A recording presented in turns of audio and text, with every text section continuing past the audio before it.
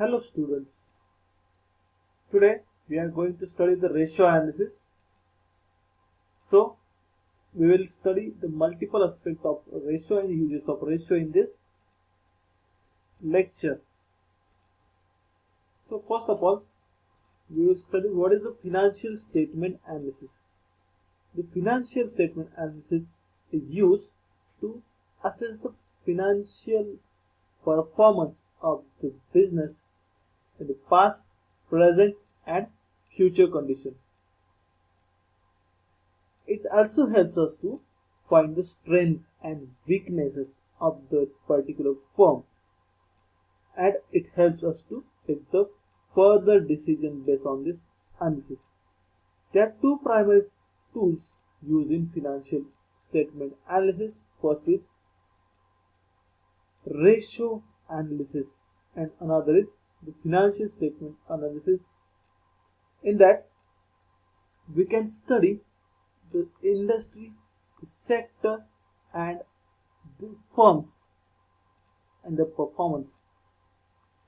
So today we will focus on the core concept of ratio analysis. The first question arises in our mind: what is the ratio analysis? It's a method or process by which the relationship of items or group of items in the financial statement are computed and presented. It means it helps us to analyze the relationship of the various elements in the financial statement, and it further helps us to represent the data in simplest manner. It is also used to interpret the financial statement of the firm in the nature of strength and weakness of firm based on its historical performance, and also helps us in the nature of predicting future performance.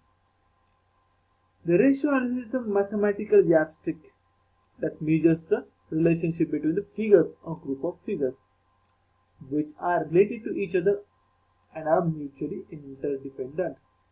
Means the yardstick means the measuring element or the tool through which we can interpret the true picture of that financial statement, and it helps us to compare the figures in two groups. Now we have seen that what is ratio analysis, and now we will move toward understanding what is utility of ratio analysis. Utility means what? Its use. Why we are using the ratios. So accounting ratios are very useful in assessing the financial position and profitability of enterprise. To assess means what? To evaluate, to measure the performance of that particular business enterprise. It might be in the nature of financial strength, in the nature of sales, in the nature of profitability, in the nature of its other element of growth. The ratio helps us to simply break up the huge accounting data in a systematic manner so that the data can be used effectively and it can be used for analytical studies.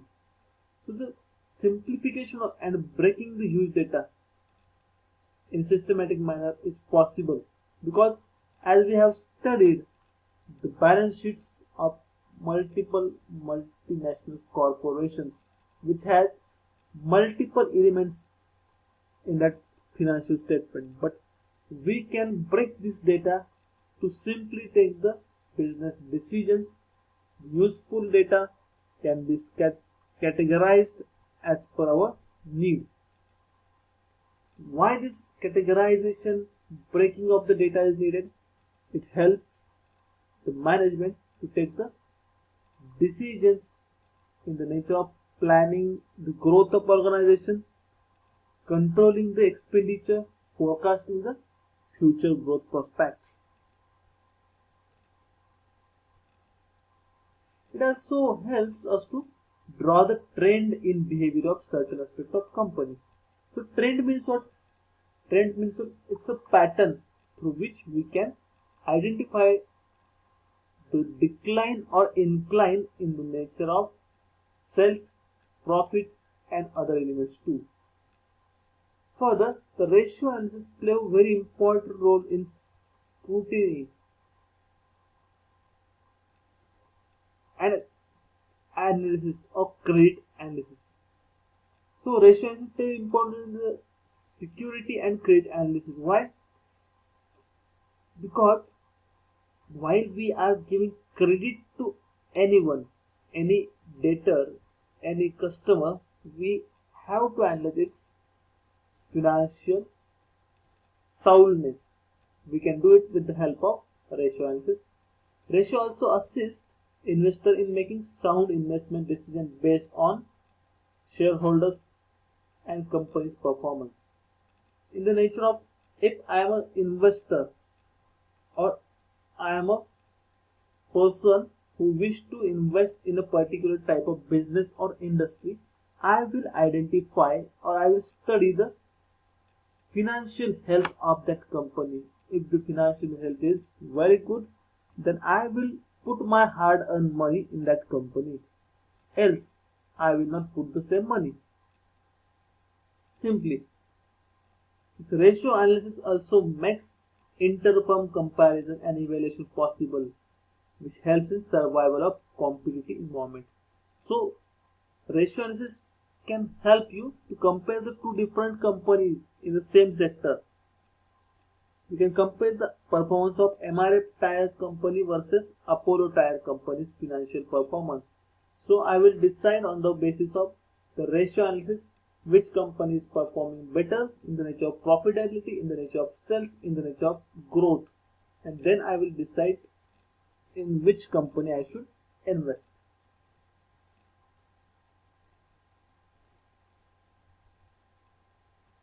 The major banks, corporates, and multinational banks evaluate the loan application of their prospective customers in the nature of the repayment capacity of that particular borrower, and it is possible with the help of ratio analysis. Creditworthiness of the customer who demands your product on credit is measured. If a company wants to merge another company in its business, so priorly it has to study the ratio analysis. Internal management control and the investment decisions are also based on the ratio analysis. It helps us to measure the performance of each and every part of your company. So how we can express our ratios? Modes of expression. There are three major modes. First is pure ratio, second is percentage ratio, and last is number of times. So pure ratio is what? The ratio which is expressed in the nature of 2:1, where denominator will be always 1 and numerator will be different. So in this given example, we can see that 4 lakh divided by 2 lakh, your ratio comes 2:1. It means that in this case,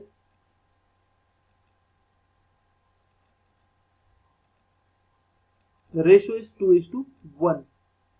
In next case, in the percentage scenario, from our childhood we have seen that our scores or marks or performance in exam is expressed in the nature of percentage, and our parents compare our previous year's percentage with present years, or our 10th percentage with 12th percentage, with graduation's percentage, and then people comment that your performance is improved or it has been decreased or it has become worse. The percentage express the relationship of figures in the percentage manner, and in certain cases some financial figures can be expressed in a very well manner with help of this percentage. So take an example of net profit to sales ratio, which can be expressed in the nature of percentage. Suppose the profit is 8,000 rupees and sale is 80,000 rupees, we can better explain it in a percentage as 10% profit earned on a particular deal or particular investment.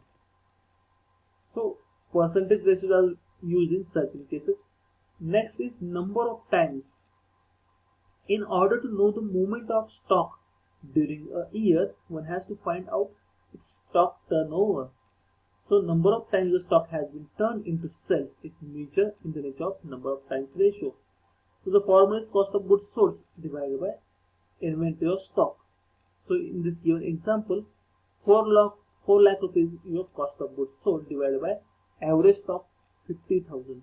So your stock has been turnover of 8 times in a year. So it's 8 times it has been turned over in a year. Then the mode of expression has two more expressions more. Period in days and weeks and amount. In certain ratios are expressed in the nature of tenure. So debtors turnover ratio is one of the example. So how many times your debtors has been converted into cash is measured with debtors turnover ratio. So the formula is debtors divided by net credit sales into 12 months. So when the debtors figure is 50,000 and net credit sale is 3 lakhs into 12 months, it comes 2 months. So your debtor collection period is 2 months.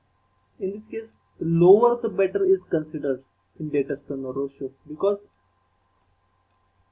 you need to recover your cash in fast manner from your customer. Then you can reuse the funds to purchase the raw material and expand your business. Some ratios are expressed in the amount. To find the EPS of a share in absolute figure, you have to use the net profit after tax divided by number of shares.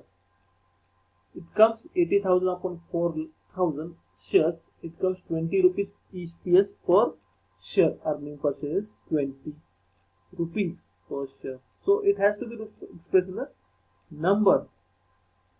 Now in this chart you can see that there are 5 major types of ratio: profitability ratio, solvency ratio, liquidity ratio, turnover ratio, and earning ratios.